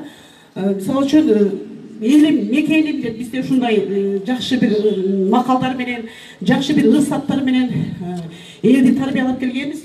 Ууру болбо, бирөөнүн акысын жебе, же болбосо калп сүйлөбө, ыймандуу бол, мекенин коркоо, патриот бол деп. Эми бул жерде мугалимдердин айтканында бир себебибиз бар. Туура, анын арасында чындык бар, моюнга алыш керек. Мугалимдерде ар кандай эмеде иштеп аткан болуш керек. Азыр мен мурда шайлоо кампаниясында көп жыл иштегем. Доронбек Садырбаевди колдоп келгем. Бул ишиде чындыкты сүйлөп, кайран элим деген кинону коюп, элдин мурдагы тарыхын, кыргыз элинин кор болгонун, эми каполбоздун орустар кандай кордуктаганын ушундай көрсөткөндө чагылдырган. Эми ушундай айткан, карызыбыз аябай көбөйдү. Ар бир төрөлө элек баланын курсактагы балага чейин төлөйт дегенде мен жаным кашайган. Мен да чындыкты сүйөм. Сиз патриотсуз. Сиз тайланбассыз, сиз позицияңыз, жеке позициядан кайтпаган адамсыз. Сиздей болуш өтө кыйын. Канча деген инсандар ушинтип бийлик менен чабышып келет дагы кайра тизгинин аркага кайтарып коркот. Кой өлүп калбайын, же болбосо мени дагы бир башка бир кордуктабасын, же болбосо Кыргызстандан чыгып кетүүгө мажбурлабасын деп. Сизге рахмат. Мен сизди сыйлайм. Сиздин командаңызды да сыйлайм. Муну айтканымдын себеби Доронбек Садырбаев да кайран эл мурдуңа бок сүйгөлгөн дагы да шоруң бар экен деген да. 30 жылда биз өнүккөн жокпуз. 30 жылда 5 президент шайланды. 5 президент шайланган менен бир да өзгөрүү, жаңылануу болгон жок. Коңшу эле мамлекеттерди алып көрөлү, мына Өзбекстан, Казакстанда бир эле президент башкарып койду. Өнүгүү болду да, болду, мамлекетин өнүктүрдү алар. А бизде мамлекет да өнүккөн жок, эл да өнүккөн жок. Мына тургандардын баардыгы жумушсуз. Жумушсуздук, миграция, башка бөтөн элге кул болуу, дагы карызыбыз, бирөөгө тизе чөгөлөп карызга баттык. Биз мондай урпактарды эртең биз тарыхта эмнени калтырабыз? Ушул урпактарды биз баягы манас атабыз чачылганды, жыйнаган, үзүлгөндү улаган, кыргыз элин бириктирип, тоо ташта жүргөн кыргыздарды бир муштукка бириктирген. Кана манастай баатыр чыкпайт бизден. Кана бизде ошондой касиеттүү элибизди, касиеттүү жерибизди сактап урпактарга тапшыра албайбыз. Жерибиз болсо сатылды. Карызга баттык биринчиден. Завод фабрикалар талкаланып жок болду. Анан дагы кыргыз элим ушунчалык сабырлуу эл экен, айкөл эл экен. Элим ара тора бир чыгып коет, жана революцияга атышуу болот. Дагы экидөө кагышса ортодо кумурска ойлоп болуп, ушул жерде дагы мына өзбек кыргыздын уруштары болуп кетти. 2010-жылы, 90-90 жылдары. Ошондо да ким өлдү? Кыргыздын жөнөкөй балдары өлдү. Чоңдордон өлгөн жок. Кана ошону жазалаган, кана ошол тарыхты тастыктаган адам болду ошол. Качканы качып кетти, жегени жеп кетти. Бийликке ишенбей калды, чарчады. Баардыгы чарчады. Азыр келип дагы бирөө сүйлөйт. Мен сизди билем, позициямыздан айтпайт. А башкалар келип дагы сүйлөсө, адам баласы агыл сууда экенбиз да. Кайра ага бурулуп кетебиз. Элдерге кайрыларын кагылайын элим. Ушу бир иште турган адамды шайлайлычы. Өзгөрсүнчү Кыргызстан. Карыз алган эмес, карыз берген мамлекет. Миллиарддаган карыздарды кантип кутулабыз? Биз Кытайдан коркушубуз керек. Кытай күчтүү мамлекет, улуу державалуу мамлекет. Бул мамлекет бизге азуу бирок мен сиз сыйлап кана ушул жерге мурдагы жолушубуз деген, мурда Ташиевич деген, Доронбек Сатыбаевич деген мугалимдин баардыгы бирдей эмес. Себеби деген сиздин айтканыңыздай, ушул бюджеттиктердин баардыгын бийлик басмырлайт. Жетекчилерин колго алат, кысат, таза шайлоо болбойт. Мен шайлоодо катчыда болуш деген керек болсо. Референдум менен шайлаганда жанагы Акаевди жалган шайлоолор болуп, чоңдор келип туруп, урнага жана кызыл урна болчу эле. Ошого таштап коебуз деген эле мен чыгып кеткем. Мен ушул бүгүн катчылыгымды таштайм. Номер 10 иштейм да. Адахан Кимсамаевич, мен андай пахазуханын кереги жок. Элдерди антип алдабагыла депчи. Себеби бул кимдир? Акаевди кармап, ошондон пайдаланып, жеп ичип турсак деп.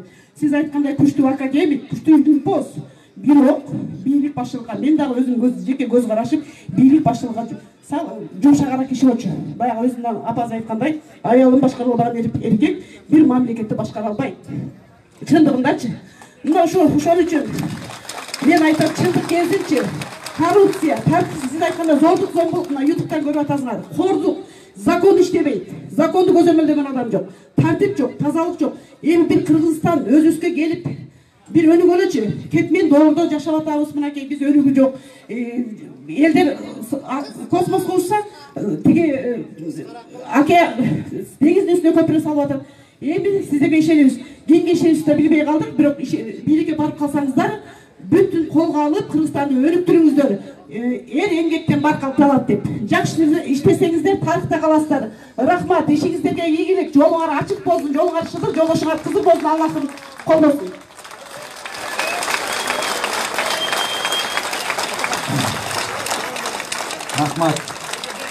Рахмат.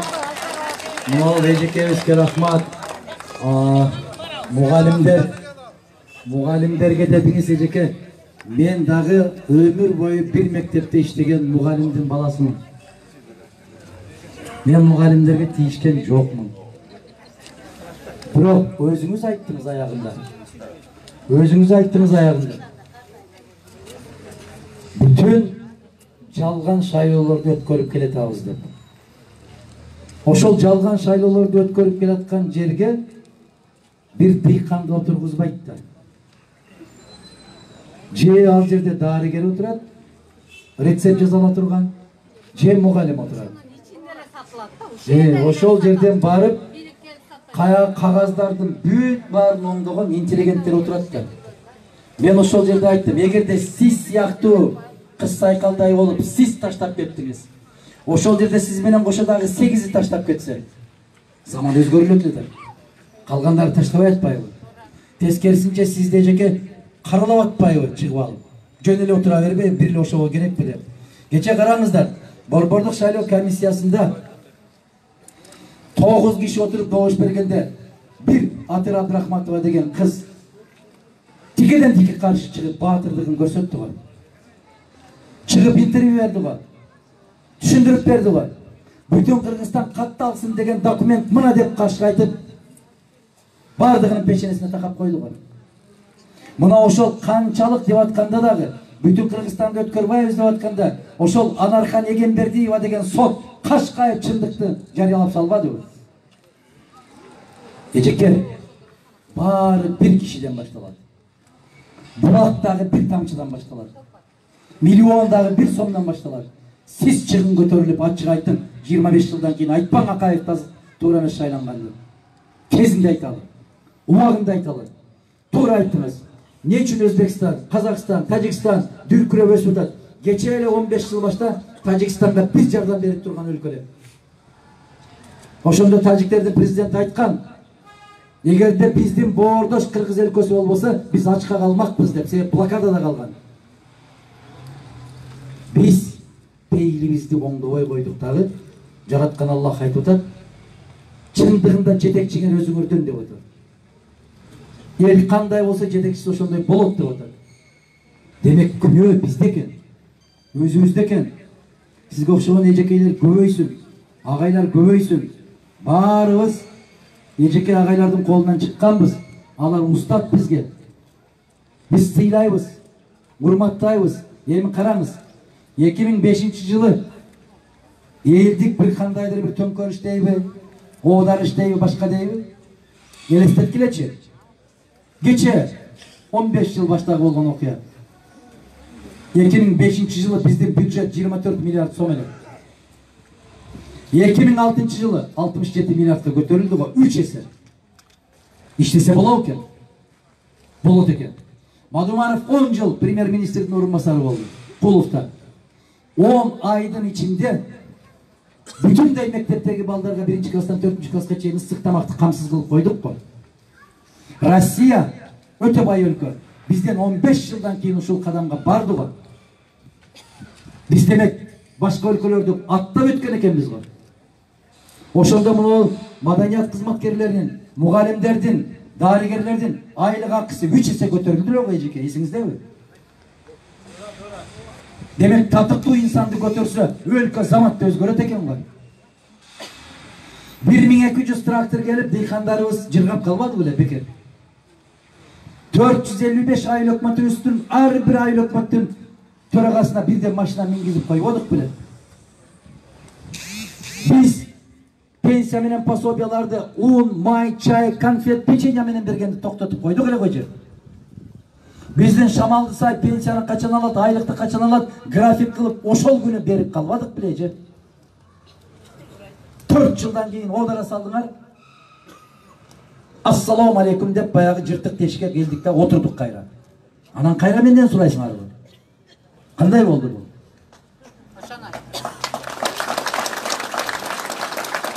İştep atkан болсо жоонго чаба беребиз. İştebей отуруп алган болсо мындан пайда жок деп колду шилтеп коебуз. İştебегенди сабаш керек. İştеп аткан кишини сылаш керек да. Эмне үчүн жаштар азыр баары бир деп калды? Себеп бизге эл акылың менен таш жарып турсаң дагы сени түртүп коет. Андан көрө келип бир кесе оокат бер. Мадумаровдун жазган мыйзамдары иштеп атат. Кайда барсам, эмне кылып койдуң? Мен эмне кылып коюшумду билиш үчүн сен сабаттуу болуп окуганды үйрөнүшүң керек. Кече мына биздин партия менен дагы бир партиянын телетаймашы болду. Жаштардын. Бизден Орозаев Нарматова деген кыз чыкты. Алардан бир жигит чыгып алыптыр. Силердин араңардагы эң жаш талапкер 50 жаштабы дейт. Мен көктөп кеткенмисиң? Нарматова айтып атат, мен 95 жыл туулганмын деп атат. 95 жыл туулса канчага чыгат? Ошону кошо албайт. Жогорку кеңешке талапкер болуп баратат. Замандаштанбы, кайсы партиядан бараткан көрдүңөрбү? Мен ошол партиябы? Эми элестетпейсиңер, бул эмне деген акмакчылык бул? Биздин биринчи эле ондукта ошо 30га жетпеген 3-өө, 33төгү 1-өө баратат. Бул эмне деген? Отуруп алып баякы бала акылдуу экен. Эң жаш 50 жаштагы дейт. Эми ага 10 жыл айтсам да түшүнбөйт да, себеби ага Аллах кандай мүмкүнчүлүк берген эмес да. Баягы 3 жерде жети канча болот десе, кыргыздын жылдыздарын бирөө да жооп бере албай койду го. Койсуңердеби? Ошону кантип окутты эжекелер агайлар? 7 жерде 3'te 24'te жоқ деп күліп қойып 22 болады екен дейді. Біреуінің оғызына 21 келмеді да. Бирок съезда да, жылдыздар да, депутаттар да значок таққаннан кейін салам бербей санайды. Біз ұлық болсақ кичи болабыз. Башыбыз көпкө жеткен болса дагы бутубуз жерде жүрөт. Акылыбыз менен таш жаратылган илим билимибиз болса дагы biz ошо кетмен чаккан дыйканга ийилип барып салам беребиз. Кече Кара Суудан өтүп баратып, пакта ушунчалык сонун ачылган экен. Ушунчалык рахаттанып кетип, мен Курсан мырзага, Исрак Масалиевке айттым, бир түшүп, баягы колдорубуз жарылып, тикенектерип, косектерге ушунчалык безилдеп калган бир балалык эстеп, карайлычы пактаны бир көрөйүчү деди. Себеп биз косектин жытын сагынабыз. Пактанын жытын сагынабыз, терген тамекинин жытын сагынабыз, отогон шалынын жытын, чапкан чөптүн, чапкан тезектин, жапкан тезектин, чапкан көңдү. Биз ошондой болуп, ылай кечип, пакта терип, тамеки терип, машак терип чоңойгон балдарыбыз биз Курсандагы Исрак Масалиевдагы. Биз уялбайбыз андайдан. Биз суктанабыз, ошол күнгө кайткыбыз келет. Ошондой болуп иштегибиз келет. Биздин белибиз кыйшайып калган жок. Күнүнө 60-70 килограммдан пакта терген. Күнүнө 40 килограммдан тамеки терип тизген. Биз пиштик, биз курчудук, биз такшалдык. Ошон үчүн бизди эч ким уялбайт Аллахтан башка. Анан аны чыгарып беришиптир. Интернет. Пактакерлердин партиясы келет деп. Миң жолу сыймыктанам. Жакшысы пактакерлердин партиясы бололу, бирок паракорлордун партиясы болгондон Аллах сактасын. Ошону чыгаргандар паракорлордун партиясында өкүлдөрү. Пакта терсек дагы ак эмгек менен нан таап жедик биз. Биз суктанабыз ошол күндөрүбүздө. Рахмат.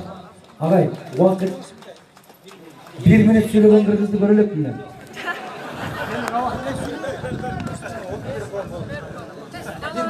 Улуу урматтуу кыргыз элим, элиме кайруу, суйлайт менин жүрөгүм, кайрымдуу кыргыз элим, күйөөмүн, арам акчага алданып, добушуң сатканыңа ой базат менде түнөрдүм. Кабалам манас айткандай, бир мушумга бириккенди тилеймин.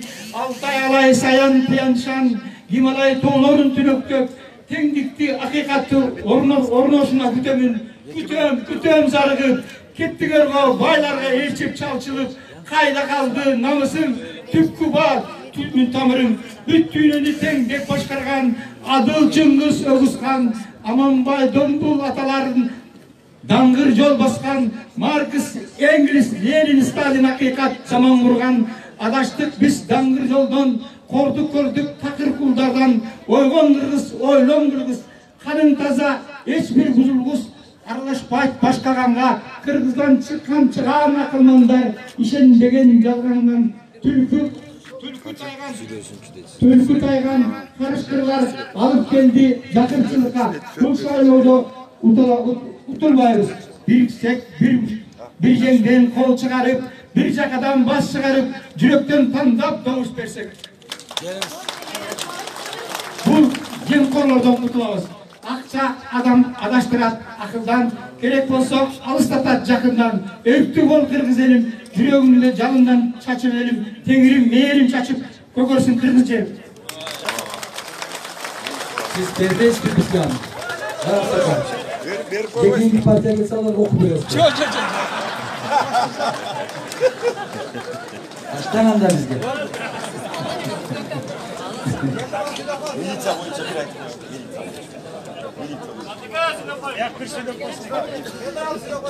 Yok, söylөгөм эмес.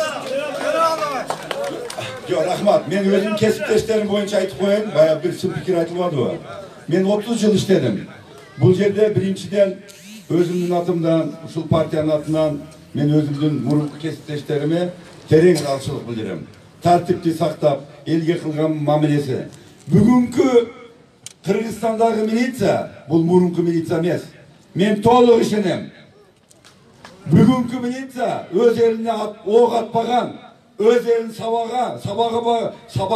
сабабаган эң тартиптүү, келечекти үмүттөндүргөн ушул бизде турган, ушул жерде турган аталарыбыздын кыргыз элинин балдары дебин. Ошондуктан урматтуу кесиптештер, 4 октябрда ишиңер оор болот. Бирок жүрөгүңөрдө кайсы партия жаккан болсо, шайлоого катышып туруп, ошону шайлап бериңиздер. Сиздерге ийгилик каалайм. Кутмандуу кадырман калайык. Биз Шамалсай шаарчасында мына жерде Бакай банк бар. Бакай банктын жанында штаб ачканбыз. Мына канча меже өзү ачкан, а биз өзүбүз демилгелеп иштеп атабыз. Ана бизден сурап атышат. Канча сомго иштеп атасыңар деп. Biz 1 сом албастан керек болсо өзүбүздөн керек акчаны төлөп иштеп атабыз. Анан кээ бир адамдар келип атышат. Биз акырын деле жүрө берели. Бирок жүрөгүбүздө бүтүн Кыргызстан. Мен кадырман калайык, баарыңыздарды бүтүн Кыргызстан партиясын шайлоого чакырамын. Бүтүн Кыргызстан партиясы көп мандат менен ылайым ошол жогорку кеңешке барышсын. Ушул биздин неберелерибиз, шеберлерибиз кийин тарыхты окуганда баягы биздин ата бабабыз ушинтип аябай кыйналган экен. Бизге кыйналып жүрүп жакшы заманды алып берген экен деп тарыхты окуганда сыймыктана турган болушсун. Кул болуп, Кытайга кул болуп, шорлоп калбасын балдарыбыз. Ошон үчүн биз 1 сом албай иштеп атабыз. Ушул сегиз мектепте иштечү элем мен 2 сентябрь күнү расчет алып